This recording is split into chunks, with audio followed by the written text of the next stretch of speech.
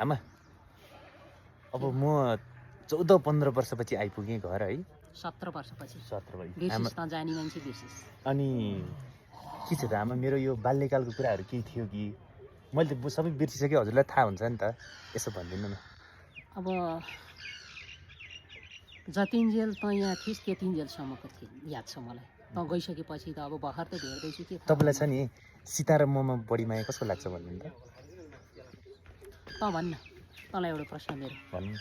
तेरा दुईटा आँखा छन्, तँलाई कुन चाहिँ आँखा प्यारो?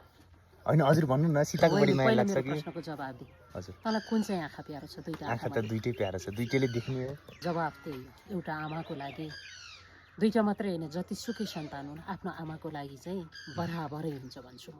तिमीहरू केही फरक छैन, दुवै मेरो लागि बराबर। म अनि अब त्यत्रो वर्ष हराएँ नि त, माया अलिकति कम छ कि भनेर। त्यो भ्रममा छस् बाबु त। त नहुँदा सधैँ याद तेरै हुन्थ्यो। व्यक्त गर्ने ठाउँ पो थिएन, कसलाई भन्थेँ र म। बहिनी अगाडि थिए, सीताको कहानी अलग छ, मसँगै थिए, त्यसैले तँलाई माया गरी बढी भन्ने लाग्यो होला।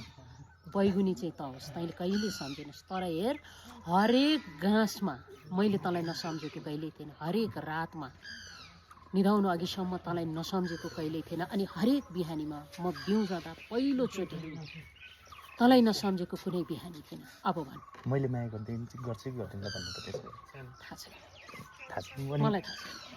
यदि माया फर्केर गर्छस् आउँथेँ भने त त किन छोडेर गइस्? त छोडेर जाँदा माया लाग्थेन, म फर्केर आउँथेँ त होला सायद।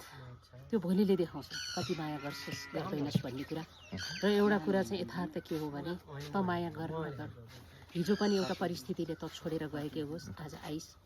नहुँदा पनि म तँलाई सम्झिन्थेँ, साथमा छस्, म खुसी छु। र तैँले माया गर्नु नगर्नु अलग कुरा होला, तर म सधैँ माया गर्छु तँलाई, यो चाहिँ तैँले बुझ्नु। ल ठिक छ आमा, अब यस्तै छ। मेरो बाल्यकालको केही घटना याद छ? त चकचके थिइस्। पहिला सज्जन कि अहिले सज्जनमा?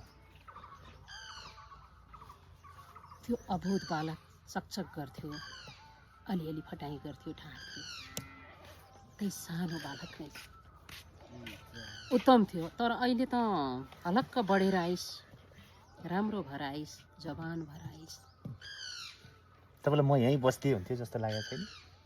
फेरि गलत प्रश्न सोधिस् तैँले। त्यो पनि प्रश्न गर्ने हो। तेरो पनि छोरी छ होइन? अनि म त जानुपर्छ त फेरि। यहाँ बस्नु र जानु अलग कुरा। तँलाई तेरो छोरी सधैँ साथ होस् जस्तो लाग्छ लाग्दैन? त्यो त लागिहाल्छ अवश्य। अनि तेरो प्रश्न यहाँनिर नै गलत हो। आमाको अगाडि सन्तान हरेक पटक जतिसुकै स्मार्ट भए पनि गलत साबित हुन्छ, जसरी तँ भइरहेछस्। गलत प्रश्नै नगर्नु हो। ल यो भयो रिलको कुरो है। रियल लाइफमा यो मेरो भाइ होइन, हामी सँगै काम गर्दैछौँ, एकदम सिनियर दिदी हुनुहुन्छ, सँगै काम गर्दैछौँ हामी खुसी छौँ। हुन्छ, सबैजनाले माया गरिदिनु भएको छ, माया गरिदिनु भएको छ। मायाको भोग चाहिँ नहराउने रहेछ दर्शकवृन्द। हामी सधैँ मायाको भोका छौँ। धन्यवाद। मिठो सभा।